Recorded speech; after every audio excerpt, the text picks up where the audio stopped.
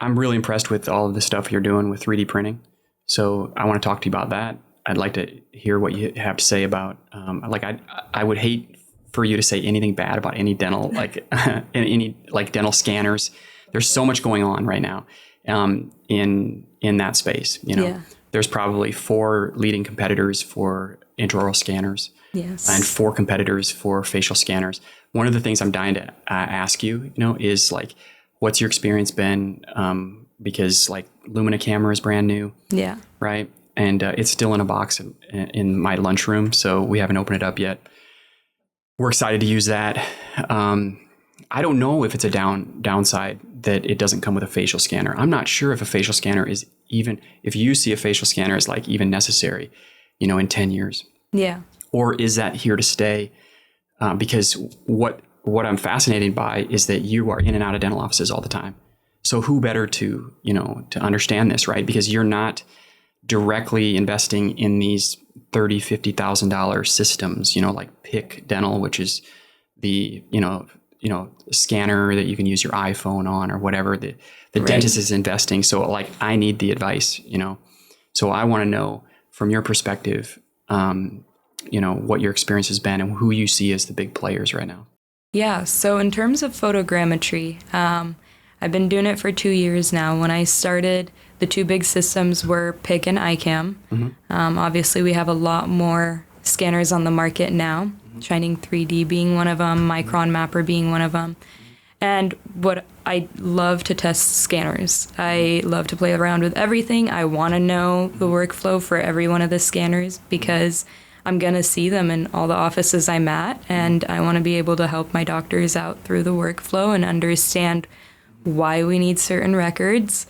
So that is why I'm always so open to trying out new things when I'm in offices. I don't have much experience with facial scanners yet because not a lot of people have invested into them. Okay.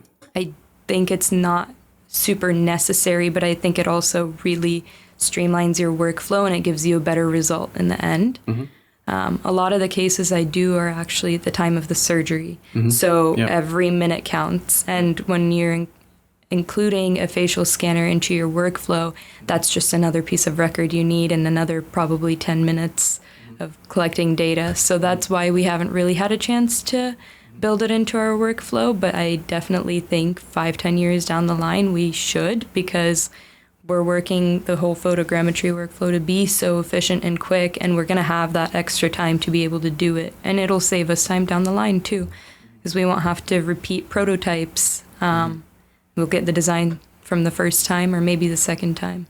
Yeah, that's what I was thinking. Like, facial scanner seems to be the way to go if you want to like have one prototype, maybe make small changes with the occlusion. But what I'm hearing from companies like Instarisa is the first prototype is the only one you'll need. You just almost can go straight to final because of their facial scanner. So the only experience I've had with facial scanners is Instarisa. Mm-hmm. But I can't imagine a world of not having it, and except for maybe if you can get some bridge 3 photos together, Right. Which would be simple to do, and so it might not be necessary, right? But maybe it'll save that one chance where like side view, like the teeth are at an angle that you don't want, right? So tell me a little bit about the PIC scanner, and like, is that like the leader right now? It seems like it. So PIC, I think, was the first photogrammetry system. They've been around since 2009. And I think the reason why they're growing is because they got the accuracy, and I don't think it was as accurate back in 2009. So the nice thing about PIC, and that is the first system we got, we've had it for about 2 years now, it's all built in one system. So your computer and your camera, it's all in your system. You just carry it around in a little suitcase. Wow. It's a very heavy suitcase, though. It's 40 pounds. Wow. So I canceled my gym membership when I started running around doing cases. Nice. But The nice thing about it is you can go direct to implant fixture with a PIC system, which you can't do with any other photogrammetry system on the market, as far as I know right now. And the other nice thing about it is there's no calibration. It's self-calibrating, and there's no warm-up time, which is a very big one. iCam has a 30-minute warm-up time. So for someone like me who's running around to offices, I do have to show up about half an hour early just to plug it in and warm it up. So you have the PIC and the iCam? I do. I have both systems now. Okay, what are the relative costs of all these things? Because Shining 3D, and I might get these numbers completely off, and that's fine, but and these will change over time, but it's like, it seems to be the least expensive. So it has a facial scanner and the intraoral scanner. I think it's like, man, it might be like $15,000 for both of them, you know? Yeah. Does the PIC just, it's basically scan flags with the photogrammetry camera? Yeah. So it's, like I said, it's all in one. So the computer is also built into it. It's an extraoral scanner. So that's what makes the Shining 3D different than the rest of the photogrammetry systems, is that Shining 3D is supposedly photogrammetry, but it's an intraoral scanner.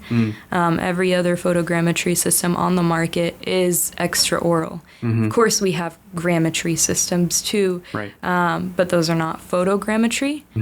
Those work a little bit different. So that's where I'm interested in learning more about Shining 3D and how they're getting the data accurate, because it is an intraoral scanner. But the PIC dental system, it's all one built-in, can go direct to fixture. The iCam is the same, so it's all in one. I mean, you have your laptop and you have your scanner, so a lot more wires. Okay. But the scan bodies look a little bit different. They're sometimes easier to scan. Sometimes when you go so far posterior, they're actually harder to scan than the PIC bodies. We just recently bought the iCam, so it's been since January. Okay, so why would you go to the iCam, just to feel something different, or were some doctors in the area asking for the iCam? So the reason why we got the iCam, actually there's a couple reasons. First, PIC, I'm so happy with. It's an amazing system, but the support is really tough because they are in Spain. Oh, okay. Versus iCam has amazing support. I can call them right now. First ring, they'll pick up the phone. I see. Are they a U.S. company? I don't think so. I think they're manufactured in... Are they German or? Switzerland, somewhere in Europe, right? Somewhere there, but there's a lot of distributors in the U.S. and they have support in the U.S. Their U.S. support is excellent. Huh? Yes, it is really good. So that is the main reason why we chose to invest in the iCam. We were already looking into getting a second system just because photogrammetry is growing and we've been really busy, so my dad and I kind of divide and conquer now. Oh, okay. We have two systems. So now you can go to two places at once. Exactly. Right. So, and then the other thing about getting the iCam, we did have, I've done about 350 arches in the last 2 years. Amazing. There was one situation where the PIC, its technology decided not to work. Oh, wow. You turned it on and it was like, no. Yeah, it was a day of surgery. We turned it on. It would not scan the implants. We later found out that the cable was loose in the actual system, so it was a very easy fix. But that night, we were at that office until 10:30 p.m. We ended up getting the record, but we didn't have support, and we kind of needed a backup, is what we learned that day. So that's why we also invested in the iCam.